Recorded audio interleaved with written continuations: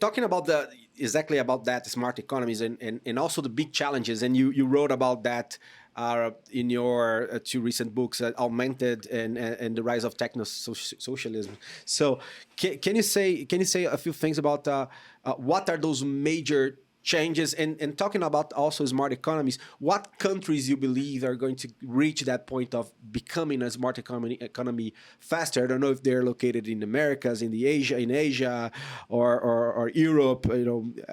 Which would be those countries, and what are those big changes that definitely are going to affect the future of not only financial services but about society in fact.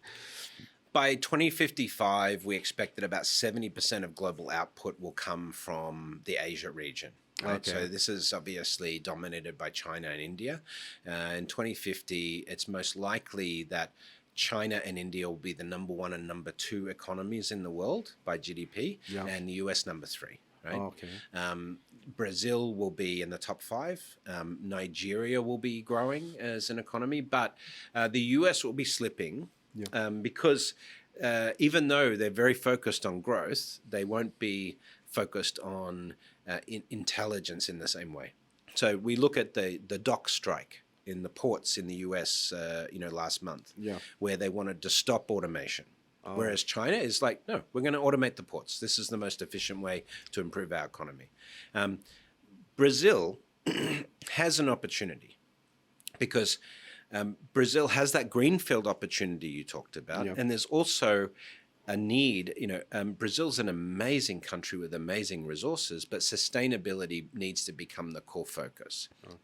Making sure the Amazon is protected and so forth. And I think that Brazil will probably get there.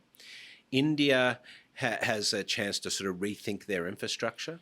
And I think that will be a part of their technological transformation, because I think India is definitely culturally accepting of technology broadly in society. So I think that you're going to start to see, I would hope, that Brazil becomes a shining example of sustainability and eco-balance in the economy because of the role that the Amazon has to play.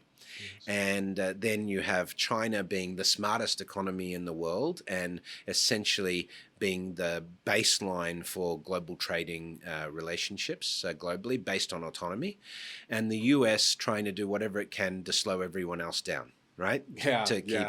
Keep their traditional, and maybe using their military for blockades and things like that, because that's sort of the power that they have left. But where it gets interesting is if you look at how AI and climate and technology automation in a large scale changes culture. By the 2040s, there's going to be less emphasis on work in the way we have traditionally had it, because so much automation is going to provide our basic needs.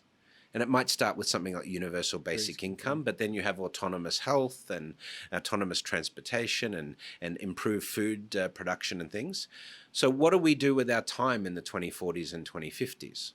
Number one thing is climate mitigation. So you're going to have massive mobilization to make sure our infrastructure survives, more extreme weather conditions, sea level rise, increasing temperatures.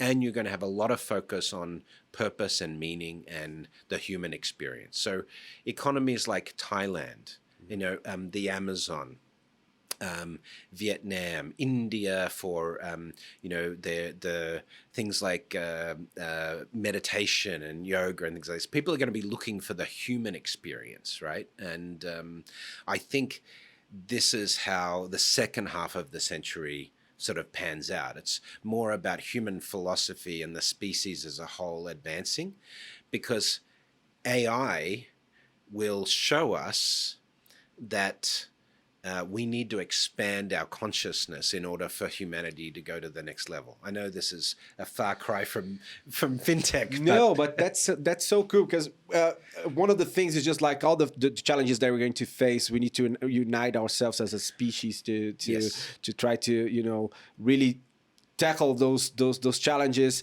and maybe in the pace that we've been living up until now, without AI can accelerate, and we're not just so focused on the work that we used to do as before, and now we have more time to think, okay, what makes us a human, and how can we really perpetuate our species? Because we're not thinking about that in a daily basis. We have time to think about that. Well, this is really key, because if you look at the trajectory of all of these changes, and it's a lot of chaos and it's messy, but coming out of this, that's the hope, that humanity goes to the next level. But here's the counterpoint. If we don't, and if we stay fighting against each other, nation against nation, tribalism and all of these things, then essentially the risk is existential to the species, that we'll extinct ourselves.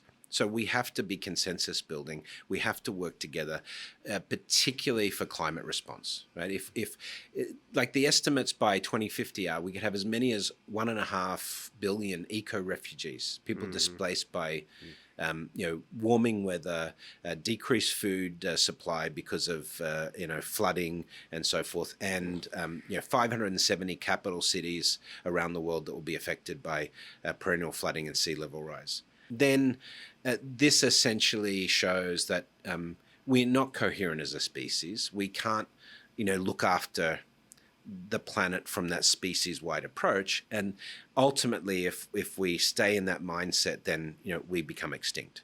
So climate and AI have to shift us to this point of union or consensus building, where we say, look, if the species is going to thrive and go to the next level, we have to work together.